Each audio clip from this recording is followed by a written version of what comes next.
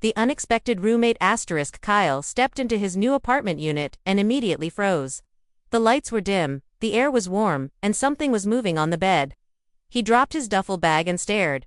A girl was curled up on the mattress, her long tail lazily flicking over the edge. She had silver hair, tall pointed ears, and faint stripes glowing across her bare arms. She looked up slowly, yellow eyes meeting his. "You're late," she said, stretching like a cat.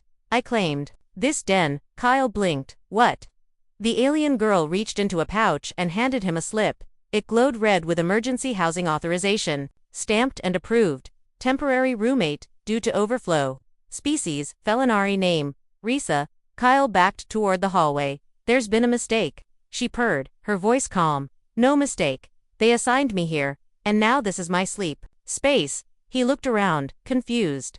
His bed was half covered in blankets that weren't his. His kitchen had a strange blue kettle steaming on the counter.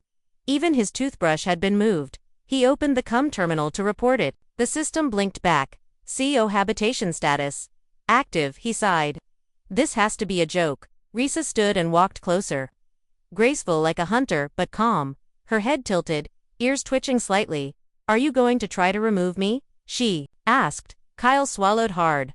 "I was thinking about it," she smiled, showing small but sharp canines. "Then I would be forced to defend my den," she said softly, then sat back down. Tail curling around her legs. Kyle didn't know what to say. She didn't look dangerous, just strange. And the room, it already smelled different, kind of warm and floral, like a mix of tea and fur. That night, Kyle slept on the couch. He heard her purring from the bedroom, soft, rhythmic, and steady. It wasn't annoying. It was peaceful. The next morning, he found his breakfast already made. Fried protein discs and a cup of something hot that smelled surprisingly good. She was sitting on the counter, legs crossed, staring out the window. "I ate earlier," she said without looking at him, "but I left you food." Kyle picked up the cup, took a sip, and nodded slowly. It was good, too good. And deep down, he already knew. This alien girl wasn't leaving anytime soon. She bit. The mail drone *. The scream came before the spark. Kyle rushed to the front door just in time to see smoke rising from a broken mail drone. Wires dangled from its head, and its metal shell was crushed as if something had chewed through it. Standing next to the wreckage was Reesa.com. Her tail swishing behind her like nothing had happened. She tried to enter the den unannounced. She said simply, licking her claw. Kyle gawked at the twisted drone. "That's the station's mail delivery unit." Reesa blinked slowly. She should have announced herself first. Kyle couldn't believe what he was seeing. "She didn't have a mouth?" "Reesa, she's a robot." Reesa shrugged. "She hovered too close. I warned her with a growl." Kyle stared. "You growled at a mailbot?" The hallway security sensor lit up. A warning tone echoed. "Unauthorized damage detected, report pending." Kyle grabbed Reesa's wrist. "They're going to find me. Or worse." But she didn't seem concerned. "I was protecting the den," she said softly. "It's part of my bond now." That word again, bond. Kyle had heard it before. The first week after she moved in, but he never really asked what she meant. Now he had to know. "What do you mean by bond?" he asked, finally looking into her glowing yellow eyes. Reesa's ears lowered slightly, her voice softer. "My people choose one companion during transit, one scent that feels safe, one soul that feels steady." "You didn't choose me," Kyle muttered. "I did," she said, "not on purpose, but my instincts chose you." Kyle sat down on the hallway bench, rubbing his forehead. "So I'm stuck with a territorial catgirl who bites male droids, because her instincts like my scent." Reesa tilted her head, then smirked. "That's one way to put it." Later that evening, he found new warning signs on the door written in alien script with claw marks under each. Reesa had also reprogrammed the sensor to growl when unfamiliar signals approached.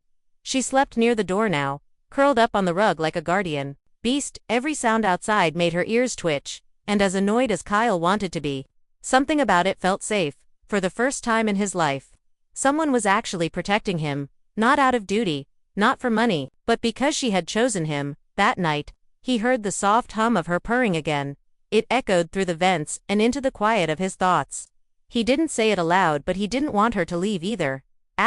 She purrs, like it's her den now. The door slid open slowly, but Kyle didn't step inside. He stood in the hallway, holding to takeaway packs and wondering if he should knock on his own apartment, because inside, He could already hear the sound low, steady, and oddly soothing.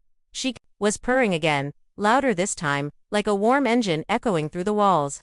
And something smelled good. Not like stew packets or ration bars, but something real. He stepped in carefully, and froze. The lights were dimmed to a soft amber glow. Blankets were folded neatly across the couch.